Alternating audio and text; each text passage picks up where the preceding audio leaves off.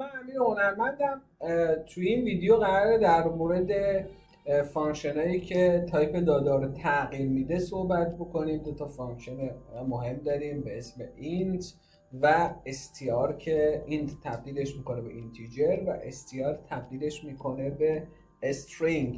ببینید من الان میخوام بیام چیکار کنم. میخوام بیام order date و ship date رو به استرینگ تبدیل کنم و اینا رو از همدیگه تفریق کنم ببینم آیا این عددی که توی فانکشن دیف توی ویدیو قبلی دیدیم درست در آورده واسه من یا نه. این مثال روی حالت استرینگ و دیتاهای فارسی جواب میده، چون خیلی جاها نرم افزار این بخش رو نمیتونه روی دیتای فارسی پیاده سازی بکنن.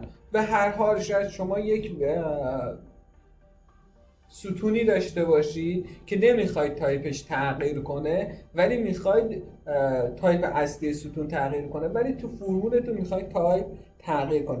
معمولا توی بخش ارتباط اون ریلیشن ها هستش که اینا خیلی کارآمد میشه. یه جایی شما نامبره، یعنی داره نامبر تشخیص میده، یه جایی هم داره حالت استرینگ رشته تشخیص میده. خب برای اینکه بخوای بیای جوینر رو ایجاد بکنی، اون ریلیشن رو ایجاد بکنی، حتما باید تایپش رو تغییر بدی. حالا مثال ساده رو با هم دیگه ببینیم.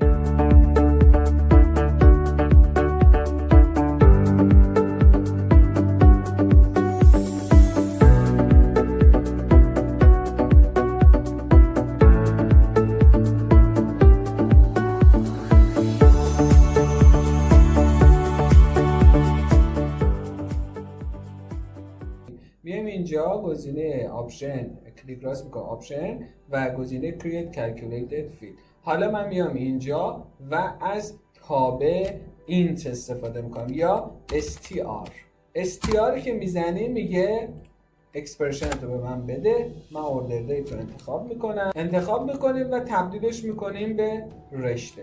اوکی رو میکنم، اوکی رو میزنم، نگاه کنید تبدیل شد به استرینگ، تبدیل شد به رشته. الان من دیگه میتونم از این رشته استفاده بکنم. شما میتونستید که دابلیکیت رو هم بگیرید. برای دابلیکیت گرفتن چجوریه؟ شما می اینجا create calculated field رو میزنی، هیچ چیز دیگه ای نیاز نداری، فقط اسم فیلدت رو میزنی، اوکی میکنی، برای دابلیکیت میگیره و اینجا میتونی بیای تایپش رو تغییر بدی. هر جفت شد استرینگ، مشکلی نداره. من اینه که دارم براتون توضیح میدم. توی ریلیشن هایی که هست ممکنه یه جایی شما این دو تایپی که دارید اینجا بخواید استفاده بکنید، یکیش عدد باشه یکیش اینجا رشته باشه. شما میتونی اینجا اینو حالتش رو بکنی str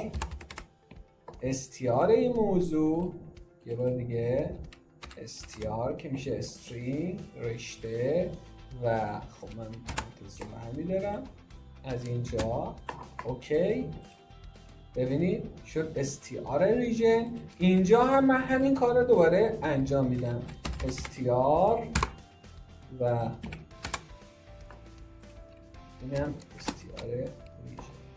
اوکی هر دو سم تایپ دادهشون یک شکل شد، از یه نوع شد تایپ دادهشون. اگر این ویدیو برات کارآمد بود ممنون میشم لایک، کامنت و سابسکرایب رو فراموش نکن.